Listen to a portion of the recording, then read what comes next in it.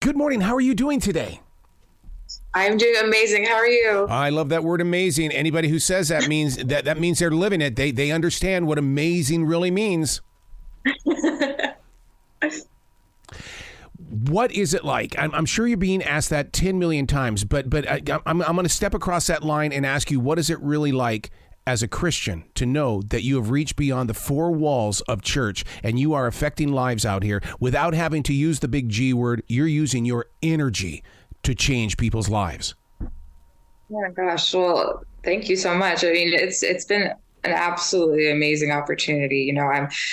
I've had this passion for as long as I can remember, and to actually be on this platform and to have people reaching out to me saying that I've inspired them or that I've touched them in some way has been absolutely incredible. So yeah, I'm really, really excited. Well, your entire background is an inspiration to so many people. It's almost like you are serving as an image where people can go, that's who I am. She's me. I can be like her now. Oh, I love that. I mean, I would hope that I could inspire someone. I've been working really, really hard for this for my entire life. And I hope that other people who, have been working just as hard throughout their entire lives too, can maybe look at my journey and see, like, well, okay, well, she got no's too. And, she still tried and she still gave everything that she had to give. And now she's there. So yeah, I hope that there are other people who are on similar paths and take it as a sign to maybe keep giving it a shot too.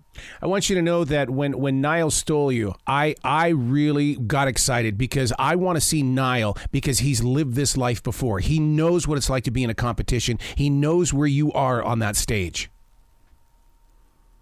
Yeah, totally. I mean, that's something that he's talked a lot about with us, is that he knows what it's like to be in that setting, with facing off against friends or performing alongside friends, being a part of a group, or and being a young artist as well and being put on that sort of platform. So he's definitely had a lot of incredible advice to give, and it's been amazing working with him. It's got to be an incredible experience to be able to have so much talent around you. And, I got to be honest with you, I have never seen an ego on The Voice on NBC. Never. It's always a place of giving and sharing. Yeah, absolutely. I mean, that's been hands down my favorite part of this experience, honestly. It's just, I love being a part of a community where I can feel inspired, and there are other artists who, take this as seriously as I do and want to create and want to sing with you. It's just been really encouraging for me. I mean, obviously on the show, you see how you learn from the coaches, but what you don't see is all of the rehearsals that the artists do with each other, how we give each other advice, and how we sing for each other, we write for each other and with each other. So it's been amazing to learn not only from the professionals on the show, but also from my fellow artists. It's meant a lot to me.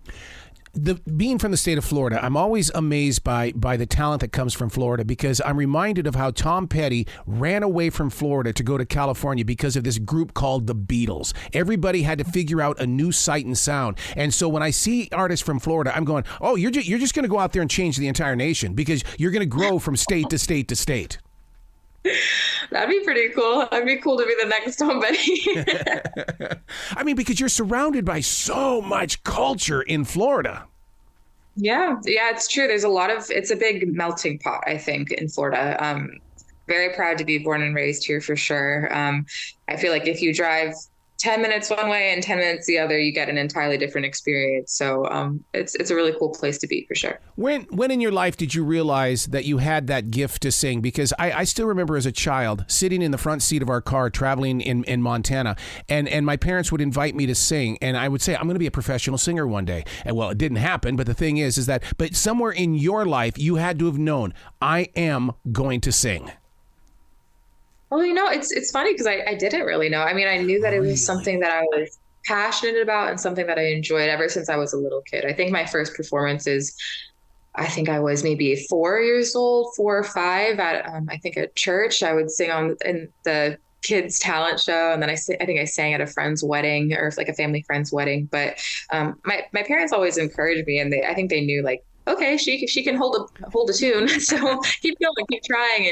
And I think my whole family's encouragement has really helped push me to keep working hard and keep practicing. But, I never thought that it would be a reality for me. That's a big reason why I didn't pursue it full time straight out of high school. I went to the University of Florida and I got my bachelor's degree in public relations, and I was working at an agency for a while.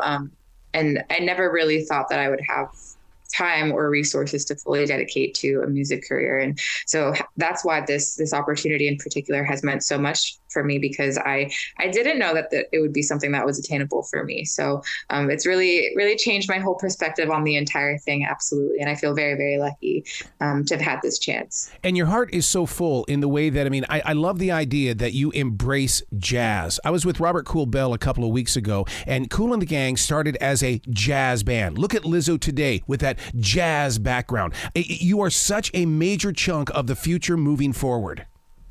Oh, that makes me so happy to hear that. I think that there's been this stigma about jazz for the longest time about how it's boring, or it's elevator music, or how it's too complicated and not necessarily approachable for, the mass audiences. But I don't think people understand, or I think people are gradually beginning to understand more how much it influences so much of what we hear on the radio today and on, the top 10 Billboard and everything. So I'm just really happy to hear that. And I hope that it continues to only grow more and more and more, and people get more passionate about it. So what is your genre when you step free? Are you going to go the route of jazz? Because we could use another Anita Baker. We need some Anita Baker. Where will you, or where would you like to grow? Or are you going to become strong in worship? Because worship music today is well beyond the four walls of church. I'm at Elevation Church. I know what our band is doing. Yeah, absolutely. I think at my roots, I'm a singer-songwriter artist for sure. I think I like to think along the lines of, I'm not sure if you're familiar with Lizzie McAlpine. Sarah Bareilles was a big inspiration of mine growing up.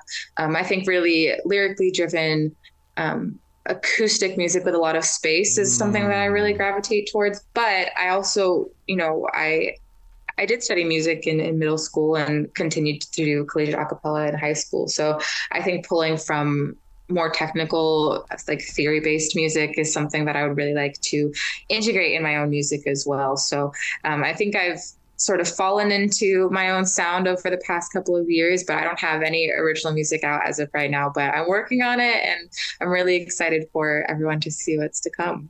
Every creative person has that moment where we step back, and you experienced it as well. What did you hear in your heart when it said, now, get back in it now?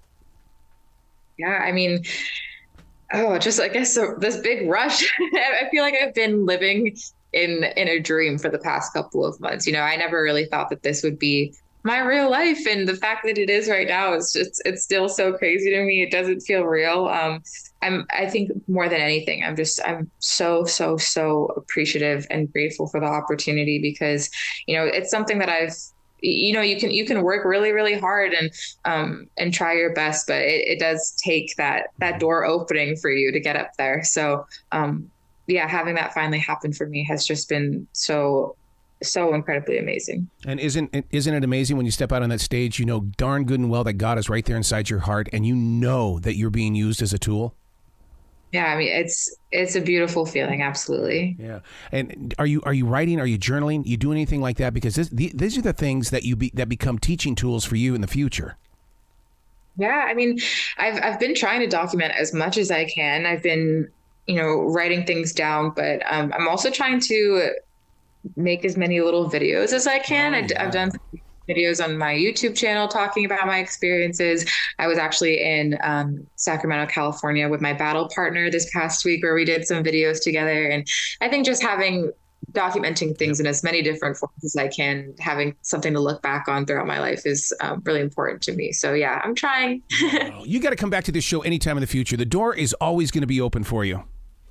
Thank you so much. Well, you be brilliant today, okay? Yes, you as well. Thank you.